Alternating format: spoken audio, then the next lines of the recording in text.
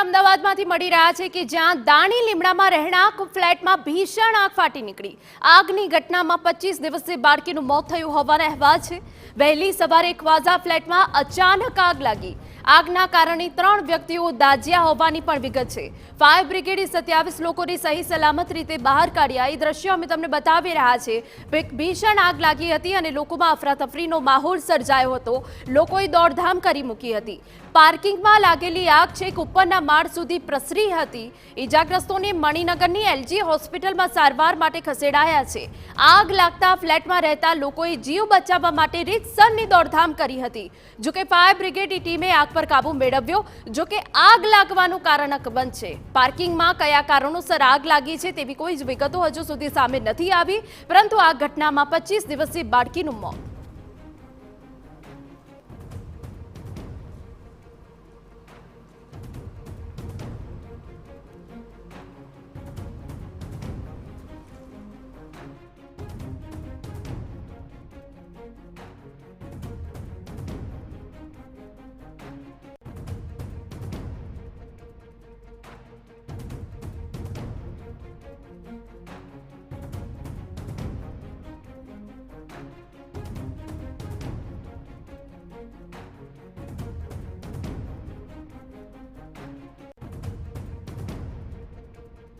વ્યક્તિઓ દાઝ્યા છે। ફાયર બ્રિગેડે 27 લોકોને સહી સલામત રીતે બહાર કાઢ્યા।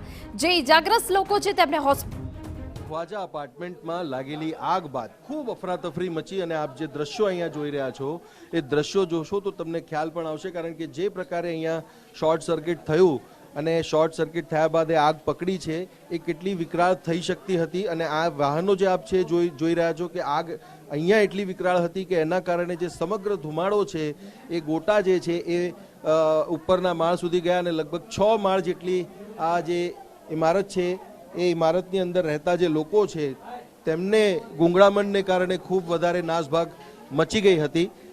આપણી સાથે અહીંયા સ્થાનિક છે જે બાજુના અપાર્ટમેન્ટમાં રહે છે, વસીમભાઈ, શું ઘટના બની હતી, કેટલા વાગે બની હતી અને ખૂબ દોડધામ અને ચીસ મચી ગઈ હશે? આ દોડધામ અને ચીસ તો એટલી હતી કે સવારે લગભગ તકરીબન 5:30-6 વાગે બૂમાબૂમ થઈ અને એટલી ભયંકર આગ હતી કે લગભગ 5મા માળા સુધી, પેન્ટ હાઉસ સુધી એની આગ ભયંકર હતી ને એને રેસ્ક્યુઝ જે ઉપરથી ઉતારવામાં આવ્યા। ફાયર બ્રિગેડે બહુ મદદ કરી છે ને પાછળનો જે ભાગ છે અમારે ત્યાંથી સીડીમાંથી બી ઉતારવામાં આવ્યા છે। બાકી આમાં જે 25 દિવસની બાળકી હતી એની ડેથ થઈ ગઈ છે અને લગભગ 2-3 જણા ઘાયલ બી છે। તો આ બધું થયું છે। ફાયર બ્રિગેડ જે લગભગ 10 મિનિટથી જમાલપુરથી અહીંયા આવી ગયા હતા, પણ ત્યાં આગળનો જે ભાગ હતું ત્યાંથી લગભગ કોર્નર ઉપરનું જે 20 મિનિટ 25 મિનિટ તો ત્યાં ફાયર બ્રિગેડ ફસી ગઈ હતી। તો એ લોકોએ પછી પાઇપ લઈને એને જે ધુવાણો કર્યો અહીંયા આગ બુઝાવવા માટે બહુ જ જહેમત થઈ છે। તો આપણે જે અહીંયા આગળ જે રિક્ષાઓ છે, ઓઇલની જે છે એ દબાણો અગર આ દૂર થઈ ગયો તો આટલી હોનારત જે થતાં અમારે રોકાઈ જતી। તો મહેરબાની કરીને આપણે એટલું જ કહેવું છે કે અહીંયાની દબાણો બી દૂર કરો। સ્થાનિક કોર્પોરેટર કે પછી બીજા બધા લોકોને પણ તમારી રજૂઆતો હશે આ બાબતની કે ભાઈ આ જે ઘટના બની છે તો અહીંયા દબાણ ન હોવું જોઈએ કે રસ્તો ક્લિયર હોવો જોઈએ? સાહેબ, રજૂઆતો કરે છે પણ અહીંયા કોઈ આવે છે ને બધા જતા રહે છે, બસ જોઈને બધા જતા રહે છે। આ 108 બી નથી આવી શકતી એવી પોઝિશન થઈ ગઈ છે। તો મહેરબાની કરીને અમને કોર્પોરેટર સની બાબા છે એમને બી રજૂ કરવું છે। મહેરબાની કરીને તમે આટલી રજૂ કરો કે અહીંયાનું દબાણ દૂર થાય, બસ આટલી અપીલ છે। તો સ્થાનિક લોકોની અપીલ એ જ છે કે ભાઈ આ જે દબાણ છે દબાણ દૂર થાય। અહીંયા આ જે છે સ્થળ તમે જુઓ તો આ જે સ્ટેર્સ છે આ જ ફક્ત એક્ઝિટ અને એન્ટ્રી માટેનો આ એક રસ્તો છે, જે એન્ટ્રી અને એક્ઝિટનો આ એક રસ્તો છે, જે રસ્તો આપ અહીંયા જોઈ પણ રહ્યા છો। અને જો ફાયર બ્રિગેડને પહોંચતા જ અહીંયા આટલી બધી વાર લાગી હોય તો સ્વાભાવિક રીતે કયા પ્રકારની પરિસ્થિતિ સર્જાઈ હશે એનો અંદાજ પણ લગાવી શકાય છે।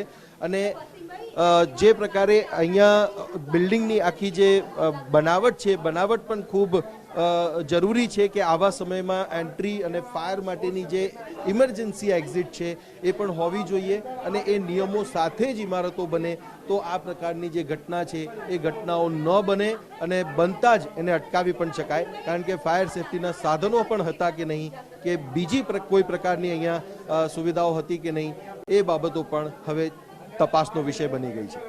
કેમેરામેન નટવર પરમાર સાથે સચિન પાટીલ, TV9 અમદાવાદ. તો ફાયર બ્રિગેડે 27 લોકોને સહી સલામત રીતે બહાર કાઢ્યા. જો કે પાર્કિંગમાં કયા કારણોસર આગ લાગી તે અકબંધ.